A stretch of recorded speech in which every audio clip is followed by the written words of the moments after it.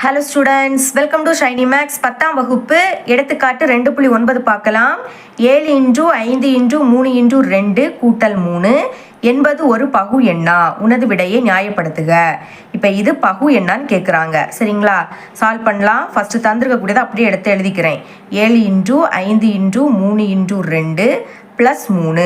இப்போ பாருங்கள், இதுலேயே 3 இருக்குது, இதுலேயே 3 இருக்குது. அப்போ நான் பொதுவாக 3 வெளியே எடுக்கிறேன். 3 வெளியே எடுத்தால் பாக்கி என்னது இருக்கும்? 7, 5, 2. ஓகே, எழுதிக்கலாம். 7 × 5 × 2 கூட்டல், இனி இங்கே 3 இருக்குது, அதை வெளியே எடுத்துட்டோம். அப்போ பாக்கி என்னது இருக்கும்? 1 மட்டும் இருக்கும். அதாவது 3 எப்படி எழுதலாம்? 1 × 3 எழுதிக்கலாம். பெருக்குனா 3 தான் கிடைக்கும். 3 வெளியே எடுத்தால் பாக்கி என்னது இருக்கும்? உள்ள 1 இருக்கும்.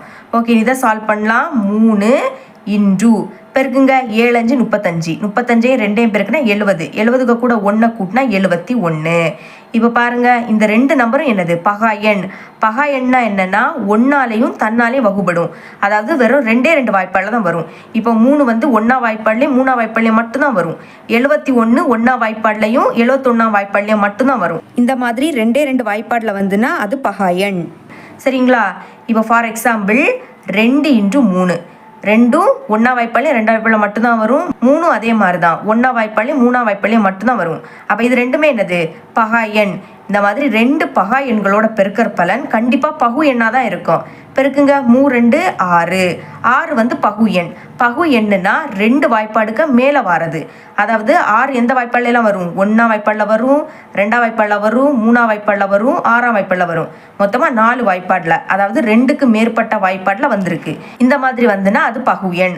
அப்போ 2 பகா எண்களோட பெருக்கற் பலன் கண்டிப்பாக பகு எண்ணாக தான் இருக்கும்.